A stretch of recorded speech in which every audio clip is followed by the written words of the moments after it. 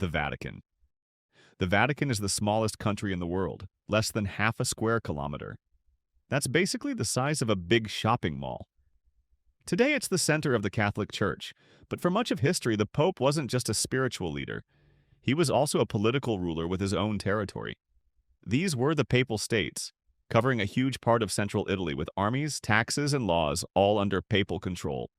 That system lasted for centuries, but the 19th century brought Italian unification. The new Kingdom of Italy gradually took over the entire peninsula, except Rome, because Rome was guarded by French troops. But in 1870, France went to war with Prussia and had to pull its soldiers home. Italy jumped at the chance and marched on Rome. Pope Pius IX declared that anyone who invaded Vatican land would be excommunicated. According to a famous story, the Italians outsmarted this by putting a Jewish officer in charge of the assault. After Rome fell, the popes refused to recognize the Kingdom of Italy. They called themselves the prisoners of the Vatican, basically staying inside the walls for decades. The standoff finally ended in 1929 with the Lateran Treaty. Pope Pius XI and Mussolini struck a deal. Italy recognized Vatican City as an independent state, while the Pope recognized Italy and gave up claims to the old papal states. Italy also paid financial compensation, which gave the Vatican a solid economic foundation. Modern Vatican City is an absolute monarchy. The Pope holds all the power, legislative, executive, and judicial. And here's the interesting part. The Vatican can't join the European Union because the EU only accepts democratic states. But it has a special agreement that allows it to use the euro and even mint its own coins with the Pope's face, which are highly prized by collectors. Despite being smaller than most city parks, the Vatican runs like a real country. It has its own post office, its own media, and even a tiny but colorful army, the Swiss Guard, who've been protecting the Pope since the 1500s. And while the state itself is tiny, its influence stretches far beyond its walls. San Marino. San Marino proudly calls itself the oldest republic in the world. Tradition says it was founded all the way back in 301 AD by a Christian stonemason named Marinus. He fled persecution in the Roman Empire and settled on Mount Titno, where he built a small community. In his honor, they named it San Marino, literally Saint Marinus. By the Middle Ages, this tiny settlement had already developed institutions of self-rule, and in the 1200s, San Marino formally organized itself as a republic with councils and its own laws.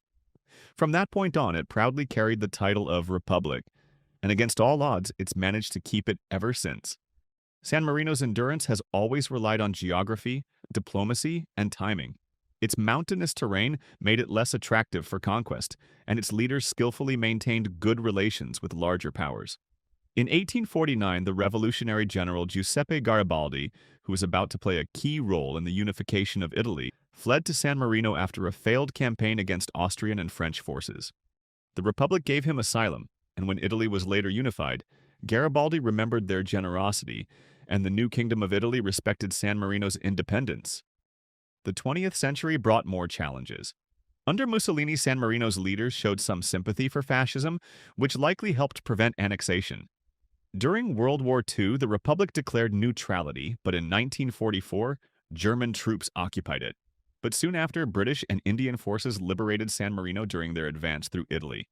Today, San Marino is a parliamentary republic with one of the most unusual systems in the world. Instead of one president or monarch, it has two captains regent, serving as joint heads of state. And here's the twist. They're elected every 6 months.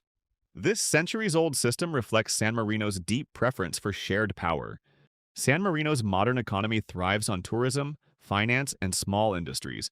And even though it isn't part of the European Union, it has a special agreement to use the euro and mint its own coins. Liechtenstein. Liechtenstein is one of the tiniest countries in the world. It sits snugly between Austria and Switzerland. Fun fact, it's one of only 2 double landlocked countries on Earth. That means it's surrounded only by landlocked states, the other one being Uzbekistan. The principality officially came into being in 1719. The Holy Roman Emperor recognized Vaduz and Schellenberg as the lands of the Liechtenstein family. They bought it just to gain a seat in the imperial parliament. By 1806, with the fall of the Holy Roman Empire, it gained full sovereignty. For over a century, Liechtenstein remained closely tied to the Austrian Empire. relying heavily on its economy and even using Austria's currency. Austria also represented Liechtenstein in international matters. In 1866, during the Austro-Prussian War, Liechtenstein sent 80 soldiers to support Austria. They never saw combat, and when they returned, they counted 81 men, thanks to a friendly Austrian officer who accompanied them on their way back. By 1868, the prince disbanded the army because it was too expensive. From then on, the country relied on neutrality and diplomacy. During World War I, Liechtenstein stayed neutral, but faced an economic embargo from the Entente because of its close ties with Austria-Hungary. After Austria-Hungary's collapse in 1918, Liechtenstein turned to Switzerland.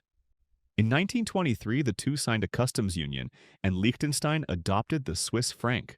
Switzerland also took over representing Liechtenstein diplomatically, and still guarantees its protection to this day.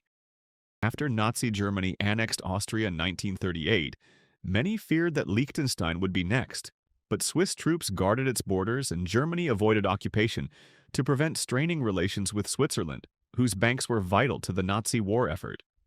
Today, Liechtenstein is a constitutional monarchy. Unlike many monarchies, the prince still holds real power. He can veto laws passed by parliament. The country is very wealthy. Its economy is strong, based on high-tech industries, tourism, and finance. It's famous as a tax haven with strict banking secrecy laws like Switzerland, and thanks to its high number of casinos for such a small country, it has earned the nickname Las Vegas of the Alps. Monaco. Monaco is one of the world's smallest countries. It covers just about 2 square kilometers and sits on the French Riviera. The principality's origins go back to the Middle Ages. In 1215, the Republic of Genoa built a fortress on the rock of Monaco. In 1297, François Grimaldi, disguised as a monk, seized the fortress in a surprise attack. This marked the beginning of the Grimaldi family's rule, which has continued with some interruptions ever since. During the French Revolution, Monaco was annexed by France and lost its independence. After Napoleon's defeat in 1815, the Congress of Vienna restored the principality but placed it under the protection of the Kingdom of Sardinia.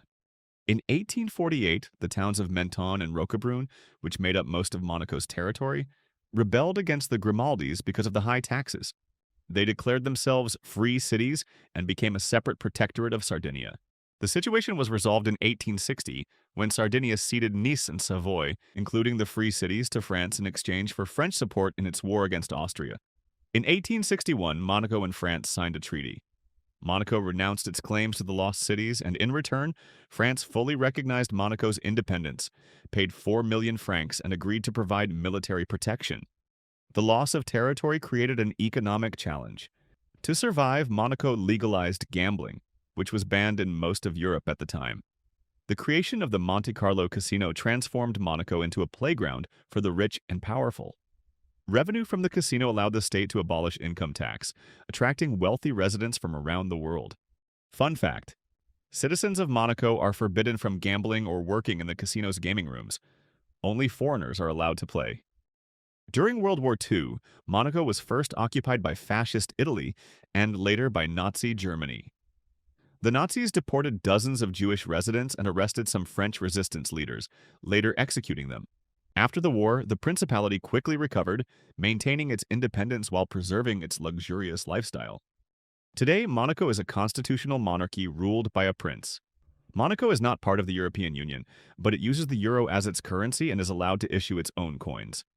It is one of the richest countries in the world, with around 1/3 of its residents being millionaires.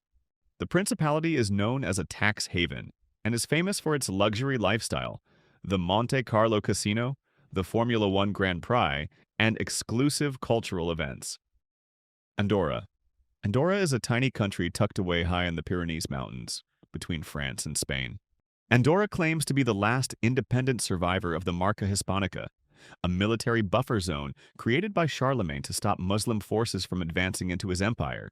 According to tradition, Charlemagne rewarded the mountain valleys to the Andorran people for helping defend the land against Muslim invaders.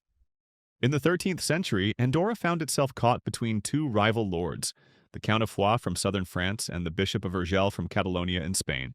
Both claimed rights over the tiny territory, and to avoid constant conflict, they signed a treaty in 1278. This remarkable agreement established a system of joint sovereignty. Andorra would be ruled by two co-princes, one French and one Spanish. Over time, the French side passed from the Count of Foix to the kings of France, and eventually to the presidents of the French Republic. The Spanish side has always remained with the Bishop of Urgell, and so, in one of Europe's most unusual political arrangements, the President of France is still, technically, a reigning Prince of Andorra. This unusual arrangement helped preserve Andorra's independence through the centuries. It avoided being absorbed by larger powers, even as Europe was torn apart by wars and revolutions. During the Spanish Civil War and World War II, Andorra also managed to avoid occupation, maintaining its sovereignty through turbulent times. Today, Andorra is a parliamentary co-principality. While the French president and the Bishop of Urgell remain as symbolic heads of state, most power lies with a locally elected parliament and government. Andorra is not part of the European Union, but it is allowed to use the euro and mint its own coins. The country is known for its ski resorts, mountain scenery, and duty-free shopping. Malta. Malta is a small island nation in the Mediterranean Sea, located south of Italy and north of Africa. Despite its small size, Malta has always been of great strategic importance, thanks to its position at the crossroads of Europe, Africa, and the Middle East. The islands have been inhabited since prehistoric times and later ruled by many civilizations: the Phoenicians, Romans, Byzantines, Arabs, and Normans. In 1530, the Holy Roman Emperor Charles V granted Malta to the Knights of St. John, also known as the Knights of Malta. They fortified the islands and famously defended them during the Great Siege of 1565 against the Ottoman Empire. In 1798, Napoleon captured the islands on his way to Egypt, but the French were soon expelled with British help. From 1814, Malta became a British colony, serving as a vital naval base. During World War II, Malta became one of the most heavily bombed places on Earth, suffering relentless German and Italian air raids because of its crucial Mediterranean position. In 1942, in recognition of the people's extraordinary bravery and endurance, King George VI awarded the entire nation with the George Cross, the highest civilian honor equal in prestige to the Victoria Cross. This symbol of courage was later placed on the Maltese flag, where it remains to this day as a reminder of the nation's resilience. In 1956, a referendum showed that 77% of Maltese voters supported joining the UK, becoming a part of it like Scotland, Wales, or Northern Ireland. At first, even the British government agreed, but disagreements over autonomy caused the plan to collapse. Instead, Malta moved toward independence, which it achieved in 1964 and became a republic in 1974. Today, Malta is a parliamentary republic and a member of the Commonwealth of Nations. It joined the European Union in 2004 and adopted the euro in 2008. Despite its small size, Malta has a strong economy built mainly on tourism, financial services, and online gaming, which includes online casinos, poker, and betting platforms, thanks to its favorable tax system and EU membership.